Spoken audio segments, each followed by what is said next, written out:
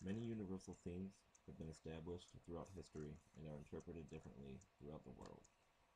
These universal themes are displayed throughout literature and art and have long-lasting effects on every generation since their creation.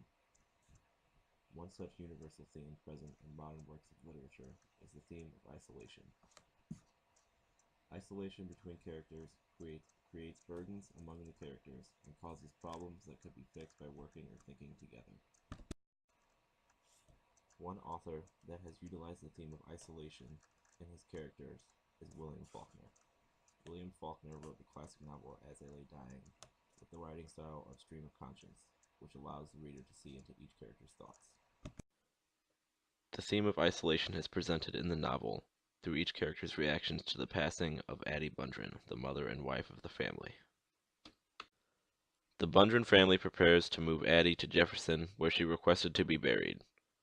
She informed Ance of this final wish shortly before dying. Ance makes the preparations to travel to Jefferson by wagon. Some of the family members have alternative motives for going to Jefferson, and no one truly cares that Addie makes it to Jefferson to be buried, besides Jewel. One of the children, by the name of Dewey Dell, the only daughter of the family, seeks an abortion in the town of Jefferson. The father of Dewey Dell's unborn child, Leif, gave Dewey Dell $10 for an abortion in Jefferson and was never seen again.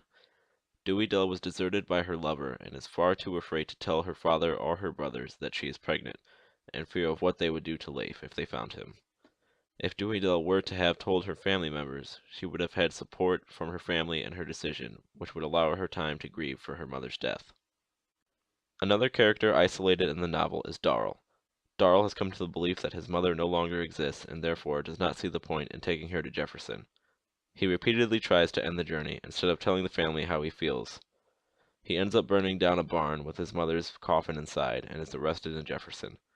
If Darl had shared his feelings to the family, they would have understood what he was thinking. Even if they decided to travel to Jefferson, Darl would not have acted in such an extreme manner. Vardaman is the youngest of his siblings, and by far is the most isolated in the novel.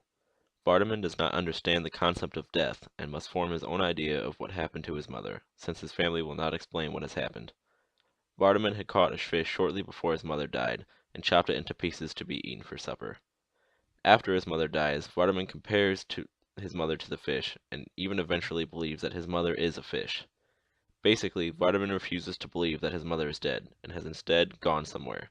The body in the coffin to Vardaman is a replacement for Addie, which he calls the not-fish. This severe misinterpretation of death is due to the isolation Vardaman experiences from his family. If Ance or one of his brothers explained to him what death was and that his mother is not coming back, Vardaman could properly understand the situation and mourn his mother's death. Similar effects of isolation take place in the novel Harry Potter and the Goblet of Fire, written by author J.K. Rowling. In the novel, Harry is entered into a contest called the Triwizard Tournament. Basically, 3 wizards are chosen to complete a series of extremely difficult tasks, and therefore must be 17 years of age to enter. Harry is only 14 in the novel, so someone must have entered his name into the goblet. Upon being chosen as the 4th wizard, everyone in the school believes Harry is a cheater, and wonder how he was chosen. He does not want to participate, but by the rules of the contest, he is forced to.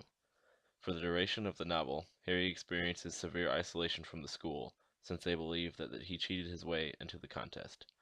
Harry is shunned by his fellow students, but more importantly, Harry is shunned by his best friend, Ron Weasley, who he had met during his first year of Hogwarts. Another friend, Hermione Granger, is in the crossfire of her 2 friends not speaking to each other, and is forced to pick a side. She still talks to both of her friends, but more to Ron. Without the support of his 2 best friends, Harry is overwhelmed by the tournament. The tasks are difficult and range from stealing a dragon's egg from the dragon, saving someone from the bottom of a lake, and navigating a magical maze, which eventually leads him to the antagonist of the novel, Voldemort. Harry is completely isolated from everything and everyone upon arriving to Voldemort, and is therefore extremely vulnerable. Harry was certain that he was going to die. However, the spirits of his family intervened and saved his life by allowing Harry to escape. The isolation from his friends and from the other students led Harry to be trapped by Voldemort. If Harry had Ron and Hermione's support, they would possibly have been able to see through the plot to have Harry killed, and the tournament would have been much more bearable for Harry. The effects of the isolation in both novels is relatable. The only difference is that there are more characters isolated in As I Lay Dying than there is in Harry Potter and the Goblet of Fire. Working as a team, which is a moral that everyone must learn, is not to be taken lightly, which can be proven by both novels.